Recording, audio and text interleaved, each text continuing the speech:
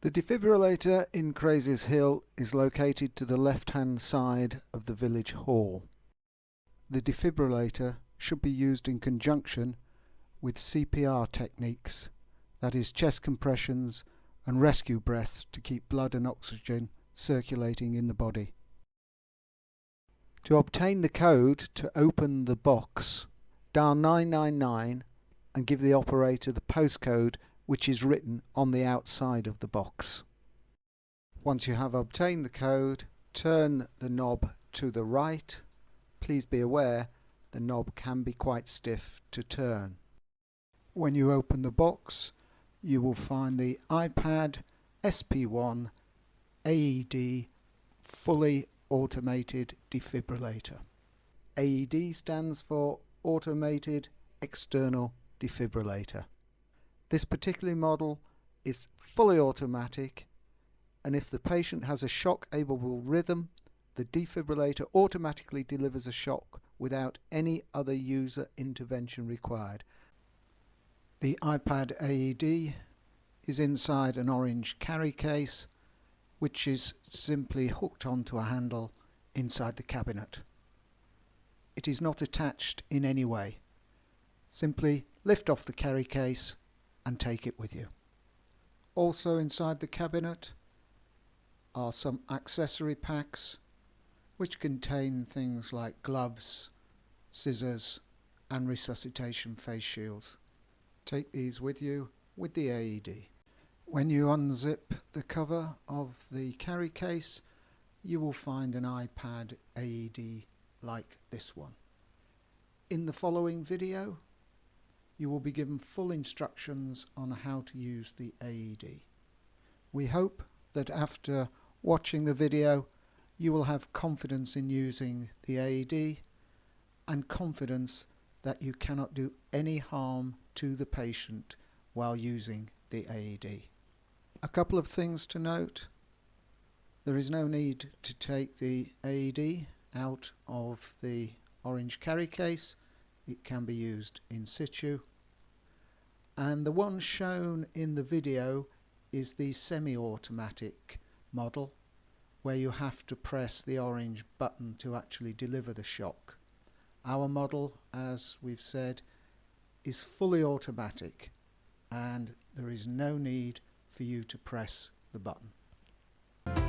To use the AED, first press the green on button. A green light next to the pads connector will illuminate to show if the electropads are properly connected. If that light is flashing, please check that the pads are correctly connected to the unit. If the light is constantly lit, the pad connection is good. The AED will then give you visual and audible prompts on what to do.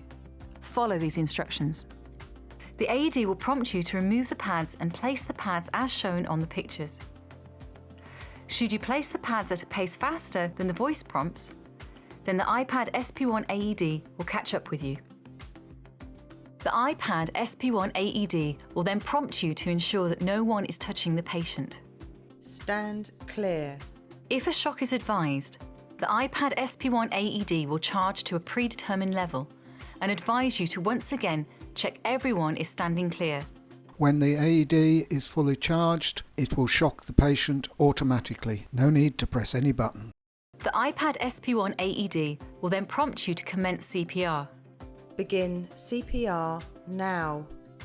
If you press the flashing blue I button, the AED will commence with CPR voice prompts.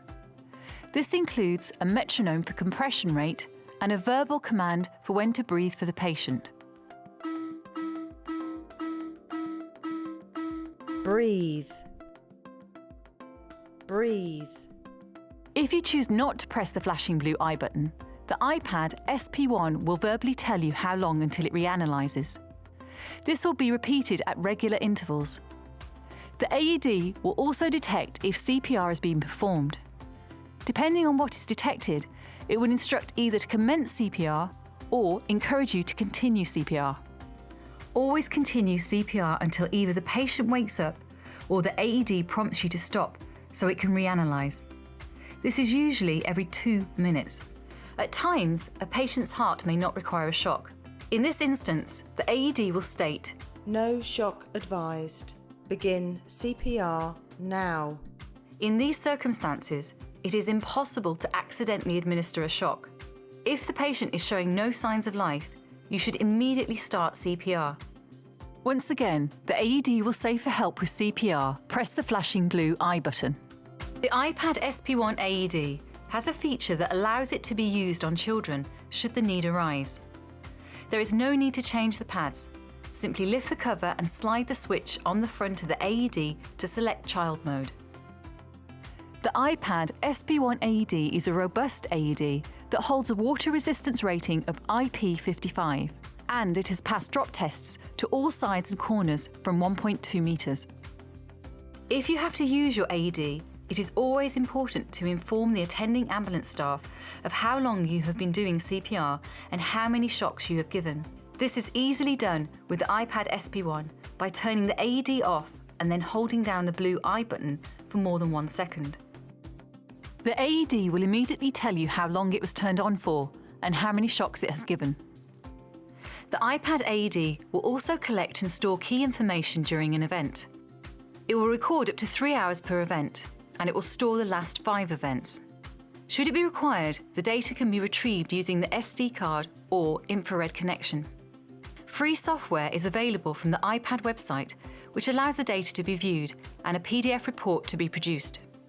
Thank you for watching the video. We hope you found it useful, and who knows, it may just save somebody's life.